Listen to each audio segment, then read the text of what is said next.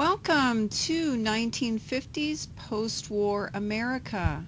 This is Melinda Cole Klein. The U.S. emerged from World War II with an enhanced reputation as the world's most powerful industrial and military nation. The war had finally ended the Great Depression and brought prosperity to most Americans. Not surprising, the war increased the power of the federal government. Of the nations who fought in the war, the United States suffered the least. It was not fought in U.S. backyards or hometowns, while millions of Europeans were displaced and their towns and villages required rebuilding. From local economies, for example, getting the family farm up and running again to grow grain to feed the millions of hungry city folk, to repairing railroad systems, roads, and providing goods and services. All the while, new buildings for homes, businesses, and the government were badly needed. As compared with European countries like France, Britain, and Germany, the U.S. in the post-war years was economically stable. For the most part, business boomed. Recessions occurred periodically, but the economy grew strong. In comparison to the standard of living in other Western industrial nations, life was better in the U.S., with new middle-class suburban housing, fast food establishments, shopping centers, and other reminders of material wealth that the economy was strong in the U.S. New patterns of living revolving around television and other home appliances provided by advances in technology came to characterize the consumer culture that dominated suburban living. Most Americans believed after the war that good times were ahead. A sense of optimism prevailed. This belief in the future, along with the availability of education for ex-servicemen and the boom to working class and middle class job markets, caused changes in family patterns. From the 1920s, American cities became centers of commerce, finance, and business. With advances in personal and public transportation, the popularity of suburban life appealed to those who could afford it. Suburbs remained close to city centers.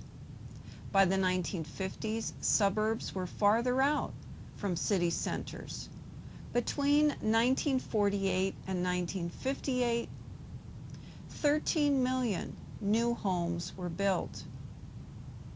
Of these homes, 85% were built in suburban neighborhoods.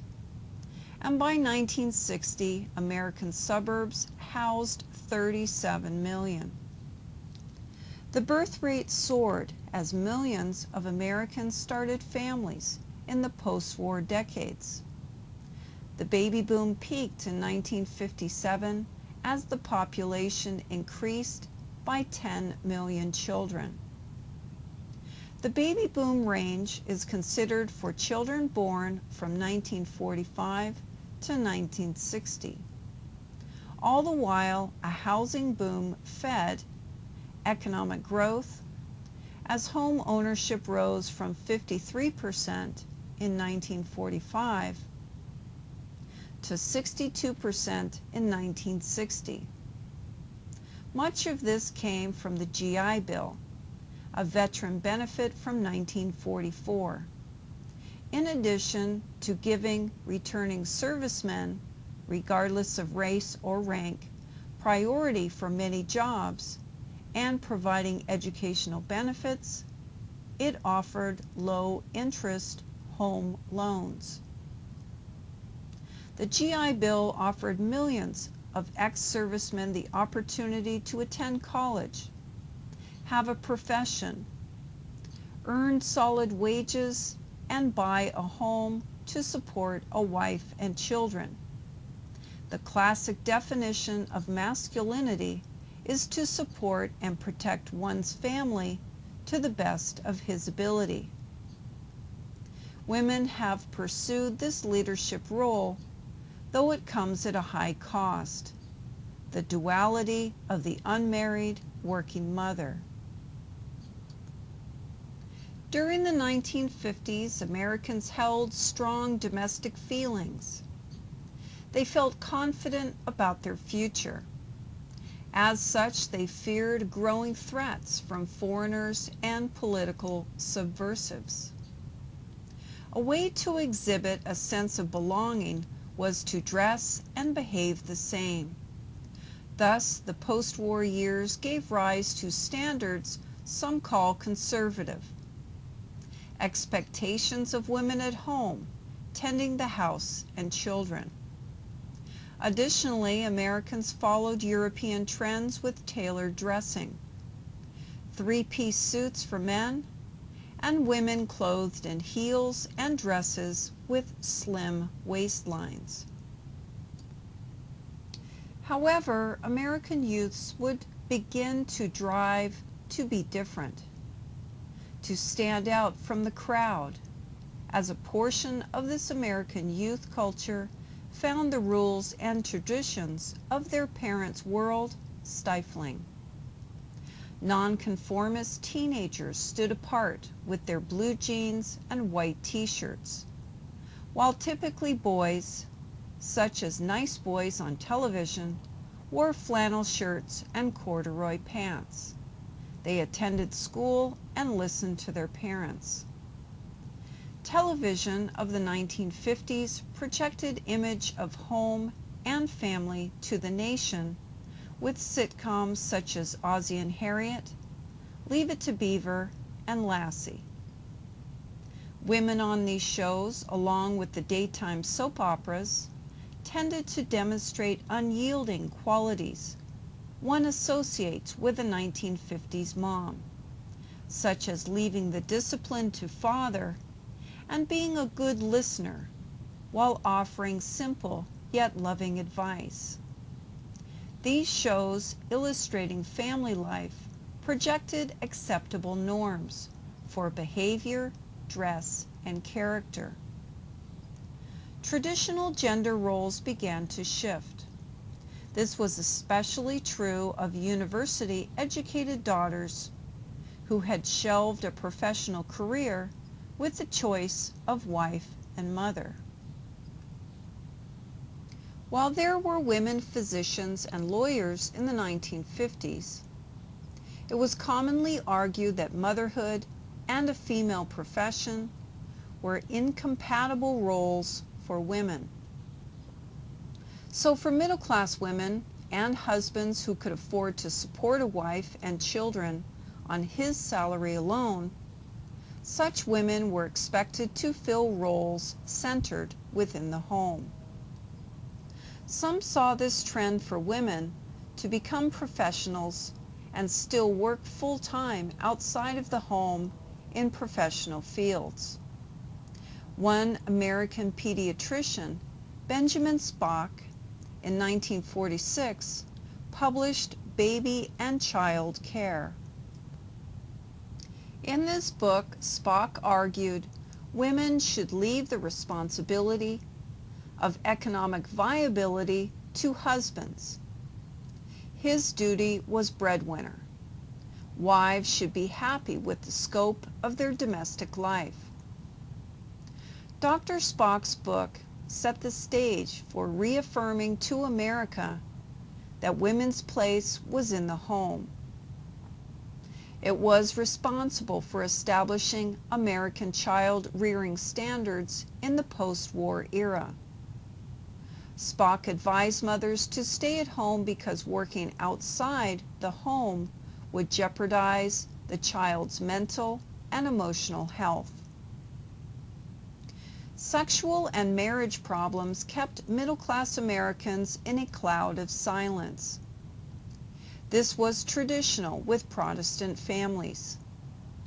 Sexual modesty, after all, advocated little or no circulation of information or advice about the nuts and bolts of sexuality. Many believed if women had control over their sexuality, this would emasculate men as fathers and husbands and limit the access to women's bodies. In 1948, Alfred Kinsey had published his study on human sexuality with Sexual Behavior of the Human Male, and this book shocked the nation. Kinsey, a doctor of zoology, realized that while teaching undergrads, that a book on sexuality would serve a public need. In time, Kinsey taught a course in human sexuality, still controversial in context today and unheard of at the time, to which his brand of education broke the silence on sexual education. In his study, Kinsey compiled case studies of male sexual behavior from 5,300 male participants. The results were shocking.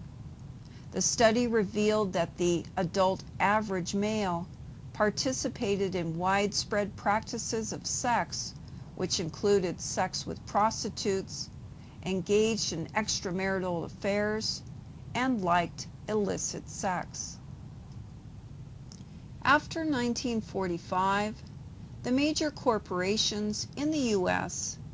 tightened their hold on the American economy. This began the expansion of big corporations at the expense of smaller firms. Waves of mergers took place. At the same time, the booming economy encouraged the development of conglomerates, firms with holdings in a variety of industries in order to protect themselves against economic and consumer instability in one area. Economic expansion accelerated across America. Even as the major corporations grew, so did smaller franchise operators such as McDonald's, Kentucky Fried Chicken, and Burger King. Ray Kroc of McDonald's led the way in this effort. This ambitious traveling salesman's story begins one day as he headed towards San Bernardino, California, on a business trip in 1954. For more than a decade, Kroc had been selling milkshake machines to restaurants and soda pop fountain shops. On this trip, he was particularly interested in a family operation run by Richard and Maurice McDonald's, who used 8 of his milkshakers. In total, this family operation had the capacity of making 48 milkshakes at one time. This, of course, is 6 on each machine. As he watched the customers, he understood the popularity of this eatery. I have 3 points I'd like you to consider. Number 1, McDonald's was situated on busy highway Route 66. Its highly visible location enticed drivers to stop. Number 2, they sold only standard hamburgers, milkshakes, and French fried potatoes. Number 3, their operation was clean, orderly, fast, and efficient, while customers were treated in a friendly manner. This system of efficiency produced food quickly, with an expected level of superior quality, taste, and social experience, like Starbucks today. Kroc quickly saw that he could sell this food experience He negotiated with the brothers for a 99-year contract. They had no interest in expanding themselves, only Kroc. Standardization. This is services provided the same and every time without exception. And these include the following: efficient and organized food processing, from cooking time to pickle placement. Quality, cleanliness. McDonald's were a wholesome, moral atmosphere with no smoking, gaming, or alcohol. Prices, menus, and quality and service made McDonald's a popular place to eat, past and present. 15-cent hamburgers and the symbol of the Golden Arches became tradition. Within 10 years, there were more than 400 million hamburgers sold. By the 1970s, Kroc had franchises in 44 U.S. states. By 1974, 20 years after the startup, this corporation did $22 billion in business, gross sales. When Kroc died in 1984, there were McDonald's in 32 countries and 7,500 eateries that sold 45 billion hamburgers, thus feeding the world. The success of McDonald's capitalized on a growing automobile culture, in situating eateries on the highways and offering customers an expected menu, price, service, experience, and quality. These places were successful. This corporation understood the importance of standardization of their product, employees, and place of business, along with the virtues of middle-class culture, conformity, and uniformity. While the first drive-in movie theater was built in 1933, this form of entertainment did not become broadly popular in America until the late 1940s. The popularity of the automobile across the states promoted mobility to and from locations in a more personal and independent way. The car became the medium from which family activities would center when away from home. And with new automobiles being purchased year after year, average American families found a variety of uses for this costly investment. For suburban Americans, the automobile was indispensable for this population, more so than those who lived in American cities. And it would be in America, with its national parks, trails, and resorts, that the population flocked to for the day or on vacation. After World War II, the network of American highways allowed car owners to travel far from home. New eateries and places to stay were created as the nation adapted to new ways to vacation and enjoy this new feature of independence. These institutions included the diner, a building that resembled the shape and decor of a railroad dining car. In addition, there were the drive-up fast food restaurants, sometimes featuring waitresses on roller skates, bringing the food to you. This food would be consumed in your car from a tray that fit onto the car door with the window down. For travelers, the motel, a 1950s invention, and the automobile repair shop.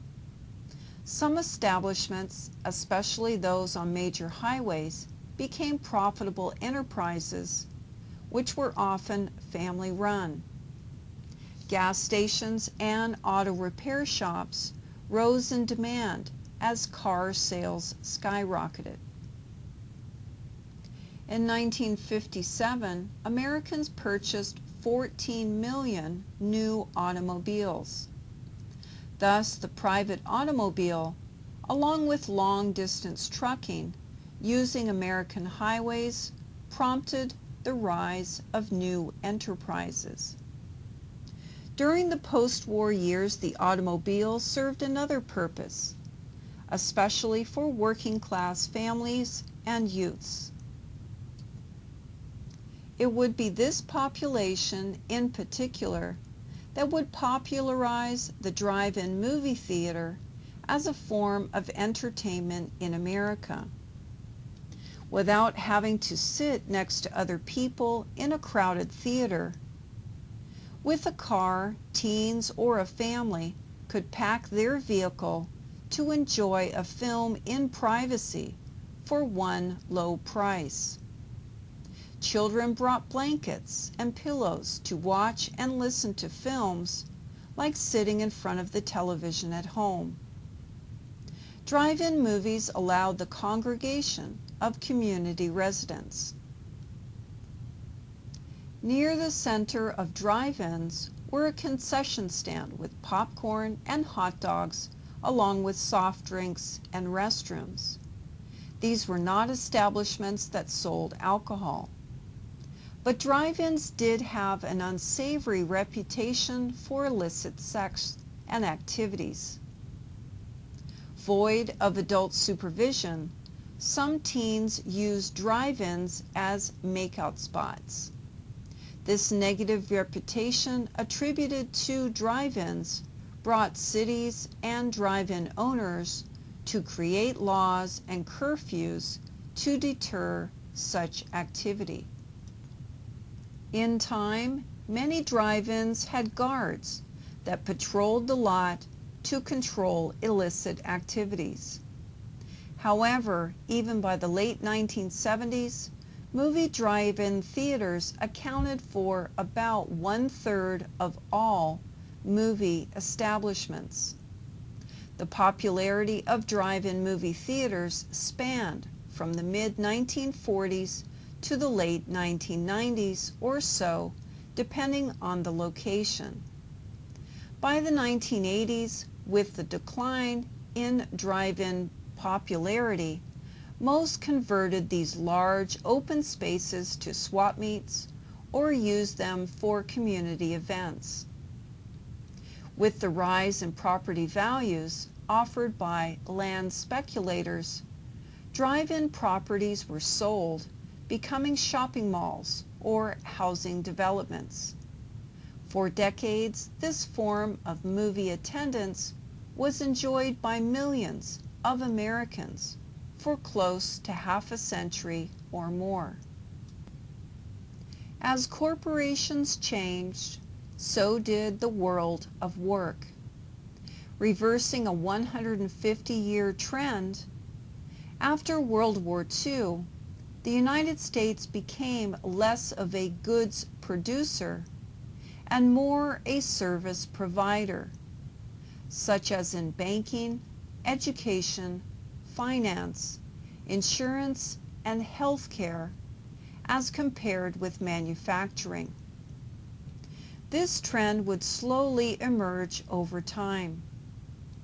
Decades later, in the 1970s, 80s, and 1990s, Americans, like those of today, clamor for the return of manufacturing jobs. Gone are the days, such as the fathers of the 1950s, who could graduate from high school and work at a firm for 40 years and retire. After the war, about 1/3 of all American jobs were those tied to manufacturing. This pattern continued to decline from the 1950s to the present day. Today, manufacturing jobs tally less than 10%. American business manufactured a full range of domestically purchased items for home or commercial use. The range is extensive, from automobiles, along with taxis, trains, and trucks, to airplanes, radios, televisions, plastics, glassware, pharmaceuticals, and home appliances, while the list goes on. As middle-class homeowners began to fill new suburbs, this drove the expansion of American utility and water infrastructure, along with road and bridge building. Thus, after his short commute from work, the 1950s father enjoyed a standard of living unsurpassed in the Western world. During the 1950s, office management and clerical workers were expected to think, dress, and act the same. Corporations preached sameness, teamwork, and appropriate standards of conduct. After all, the reputation of its workforce was vital to business operations and success of the company. For blue-collar workers, their lives were made more comfortable as unions grew in popularity and strength, offering better salaries and safety at work. However, for the largely uneducated portion of the American population that did not, or in our present day do not, dedicate themselves to advancement and learn a profession as one might expect, they suffer and continue to suffer economically. Some inventions for the home in the 1950s were as follows. Zenith introduced lazybones tuning. All television stations from the comfort of your easy chair could be changed. Handheld device plugs into the 1951 TV with a wireless remote invented by 1956. With the availability of synthetic rubber after the war by DuPont, radial tires were invented by 1953, the same year that the transistor radio was invented as well. Telephone answering machine, invented by Bell Laboratories, was not widely used, however, until the 1970s. And Dow Chemical invented Saran Wrap, while the Reynolds Company invented wax paper much earlier in 1927. Poliomyelitis is a virus that infected Americans for decades until an effective vaccine became available. Epidemics spanned from 1916 until the mid-1950s. Until the 1910s, this disease was unknown. After polio was better understood, it was known that it was a product of improved standards of living through improved sanitation. With cleaner water available across cities and suburbs, immunity to the virus did not occur early in life. By 1946, it was identified that poorer populations lacking access to clean water rarely contracted the disease. Thus, polio was a disease of improved standards of American life. But the longest time, it was unknown how the disease was transmitted. Did it originate from an insect bite or from contaminated water similar to typhoid or cholera? This disease confounded parents and doctors alike. In time, fear of its unknown origin led parents to limit the activities of their children to avoid the disease. Parks, playgrounds, public pools, and beaches became suspected origins of the disease, and their suspicions proved correct. It was determined that a person came in contact with the virus through water contaminated with the disease, as the virus is shared and carried in the feces or from contaminated food handled by a person infected with the disease. This disease was crippling, required costly hospital treatment along with lengthy rehabilitation. If the patient survived, they lived in constant pain while harnessed to braces and walking with crutches or limited to wheelchairs. Since the virus affected the spinal cord and brainstem, walking, breathing, or other functions were limited. Some died if their bodies did not win the battle against the virus. Working on finding a viable vaccine encompassed decades of work by scientists. By the 1950s, scholars claim 300,000 Americans had been infected and 50,000 died from the disease.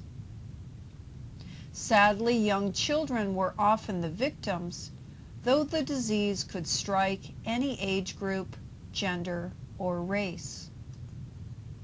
A forward leap in America to help fund research for a cure was established by Franklin Delano Roosevelt and other patrons. Through this nonprofit known as the National Foundation for Infantile Paralysis, this institution raised money to fund scientific research along with assisting polio victims in need. With the March of Dimes, Americans donated funds to support finding a cure. One of the doctors that participated in finding a cure for polio was Dr. Jonas Salk. From his new lab, this virologist, endorsed by the foundation, was assigned the task of determining the different strains of the virus. Once other scientists made breakthroughs, Dr. Salk began working on a vaccine.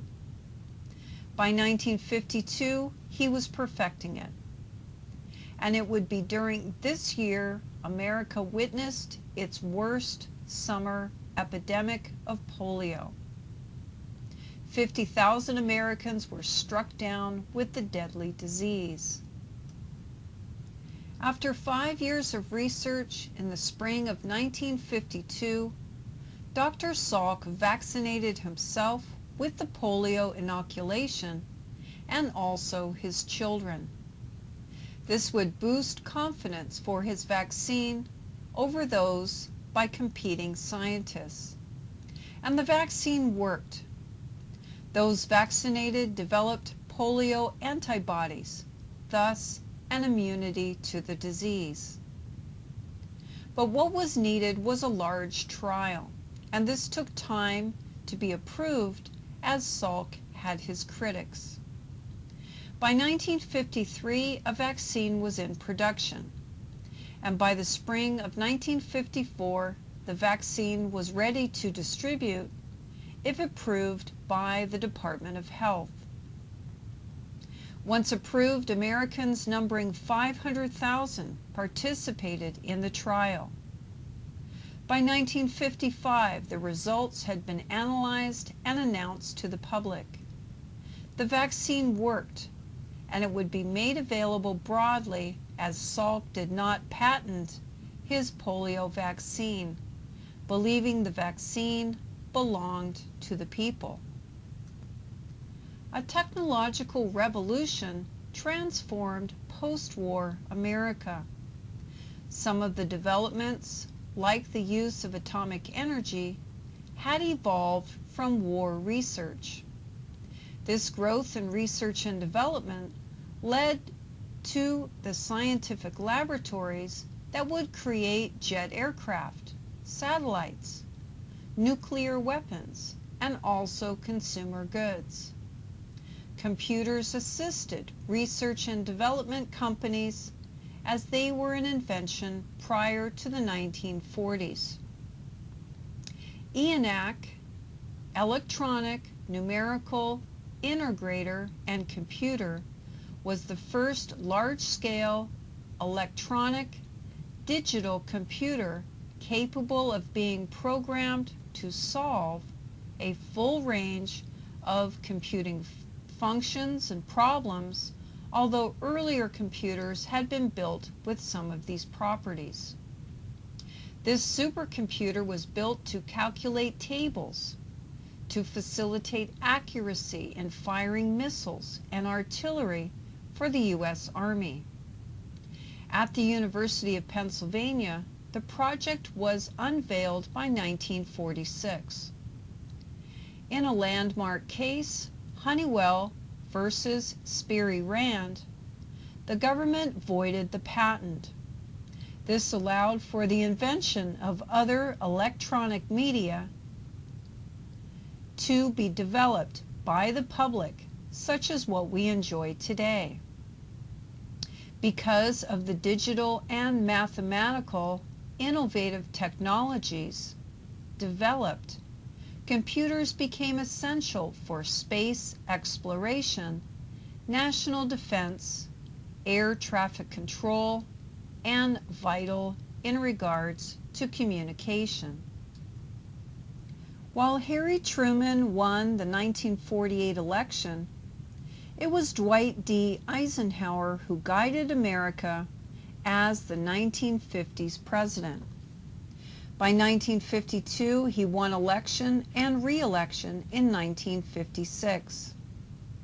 Truman's liberalism was replaced by Ike's Republican conservatism.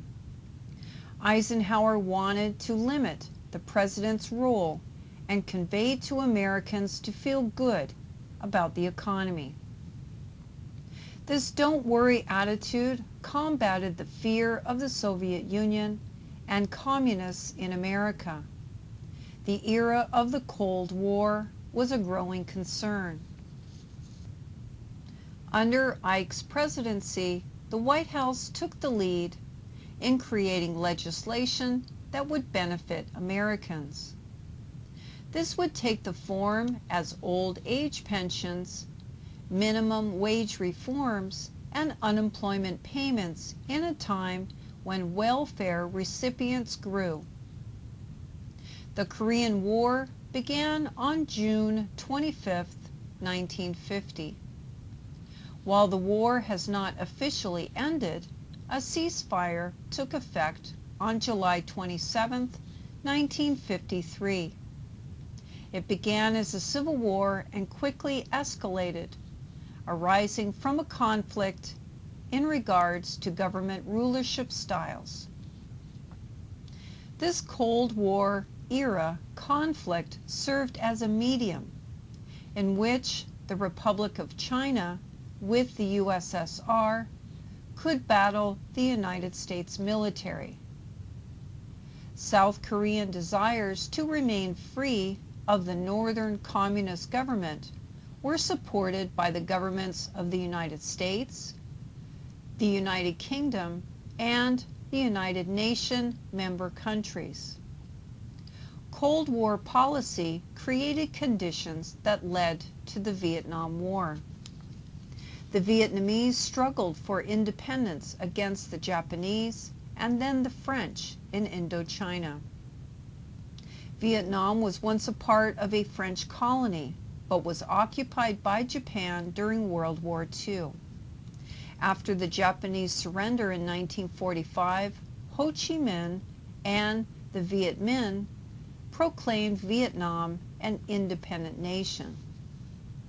If the South Vietnamese supported a non-communist style government, the U.S. government promised protection from the communist North. But the South Vietnamese government had its problems. They failed to convince their own people that alliance with the Americans was best for their future. Resistance to American policies was particularly strong in the South Vietnamese countryside, where pro-communist groups had convinced poor farmers otherwise. By 1964, the president escalated the war effort after his election.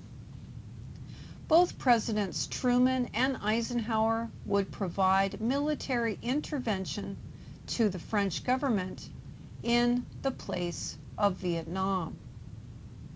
U.S. leaders agreed that this was necessary to avoid and prevent former colonies from adopting communist-styled governments one after another.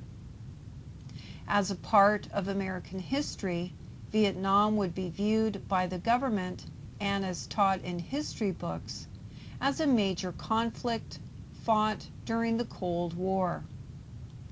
Communism was considered a threat to the free world.